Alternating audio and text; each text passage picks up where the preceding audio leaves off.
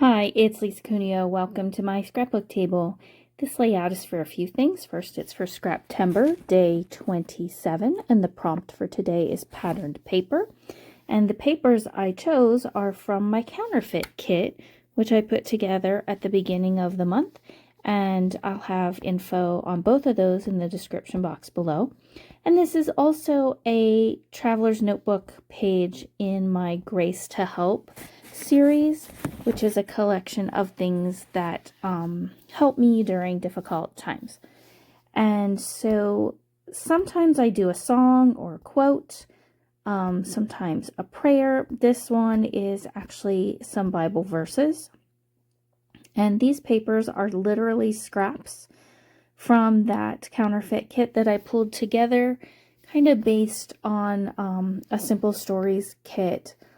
And these are pale pink with kind of a mustard yellow in them. And the scrap that I had that's lined was not large enough to cover the whole Traveler's Notebook page. So I used a floral print to kind of lengthen it so that I wanted the lines for writing on. I do a lot better when I have lines, and I didn't want to have to make them. So I'm using that lined paper there to take care of that for me. And I'm just attaching these two floral pieces, one to the top and one to the bottom. I had trouble getting them straight, so then I ended up just taking the whole thing to my trimmer and straightening the edges, making them even. And since it doesn't matter if the flowers are straight, it turned out just fine. And at first, when I started thinking about this page, I wanted it on something other than directly the Traveler's Notebook, so that's why I have that little white piece there. And then I realized, well, wait, I have the pink. That's going to cover up. The ink from this page was kind of showing through, and that's why I was thinking I needed a white piece of paper to work on. But in a little while, I figure out I don't need that white paper.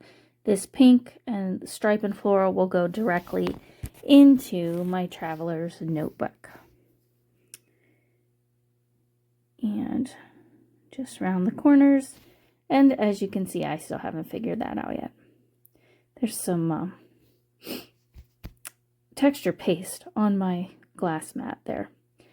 So here's what I was thinking of using.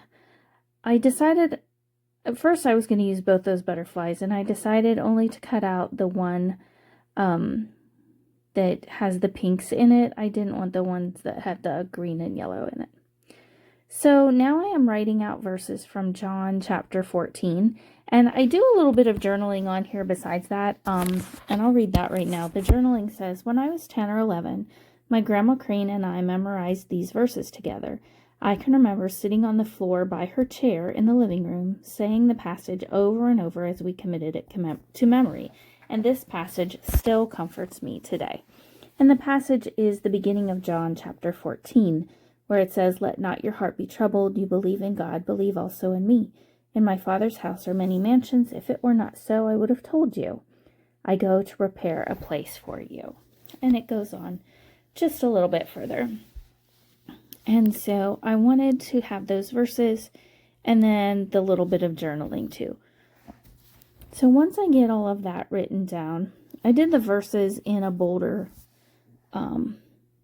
pen than the journaling. I was afraid I couldn't fit the journaling in there if I used that bolder pen. It takes up a little more space.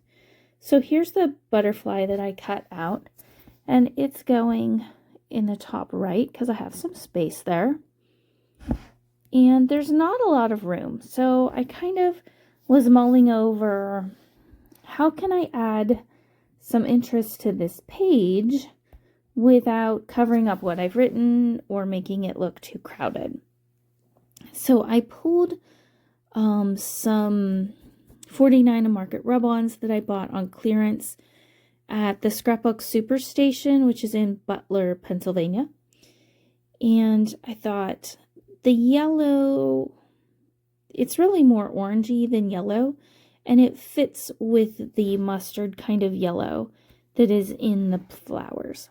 So I decided to add this piece of flower to the edge And then I messed it up because the little scrap of paper, I was trying to just keep the rub-on off my glass mat, and I ended up leaving a gap there. But I just pulled a piece from here that looks like stitching, and I ran that the whole way, almost the whole way, up and down the right side of the page, and I really like what that did. I think you'll be able to see it in one of the close-ups at the end. So I used 2 pieces of that stitching and added there, and I added another piece across the top later.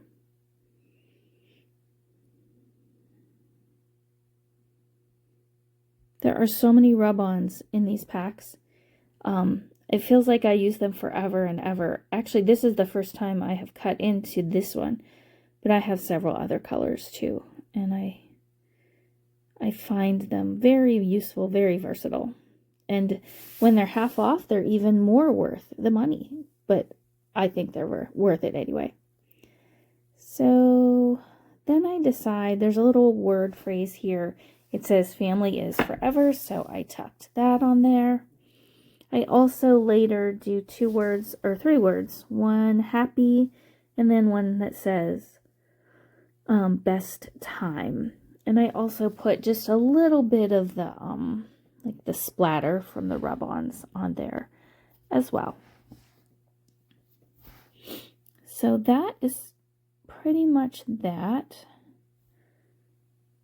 I decided to cut out 2 more butterflies. And at first I was going to put the smaller one down there, but then I opted to move it. So I put this one there at the bottom. And I was going to layer them up, and I thought, no, I want one on the other side where that or where the flower is. And just trim off the edge of that one. Okay. I pulled these out. Sorry, they're off camera there. These are from Pink Fresh.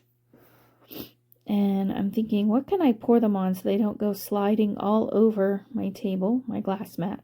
So I just pulled out a little 3x4 card, and that works. And I just put some Nuvo Deluxe adhesive down and use this picker upper thingy.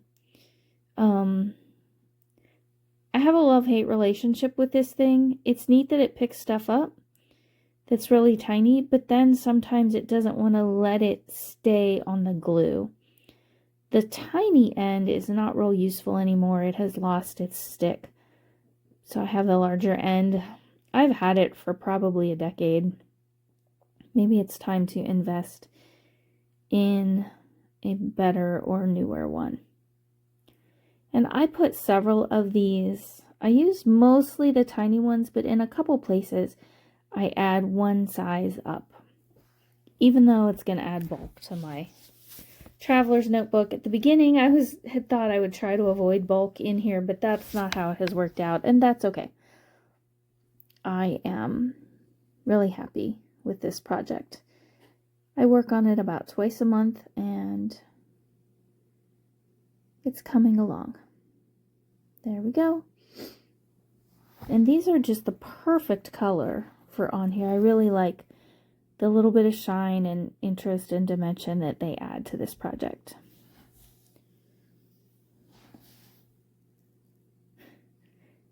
This one I'm having trouble getting a hold of, and then I needed a couple more small ones, so I had to dump out a few more. And I decided instead of just one up there by that cluster, I wanted 3. I was originally going to use enamel dots, but I did not have any that were in the right color that were small enough. I find I like tiny enamel dots sometimes better than the medium and large ones, and I use them up very quickly. Alright, so now is when I decide to add this other piece of stitching. There were only 3 on the page. I had used 2, so I thought I may as well just use this one up, and then the stitching will be gone from that page. And just stick it down there. There we go. I would love it if they would sell an entire page of stitching like that, because I would use it a lot. So we're just about to the end here. Thank you so much for joining me today. I really appreciate your being here. If you're new, welcome. And if you're one of my regular viewers, I appreciate you stopping by again and joining me. And it just amazes me that people will come on YouTube and watch me make scrapbook pages. So thanks for being here. I'm happy that you joined me. So now this is going down in my traveler's notebook.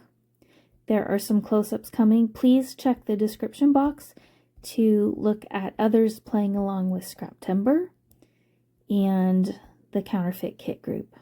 Bye-bye.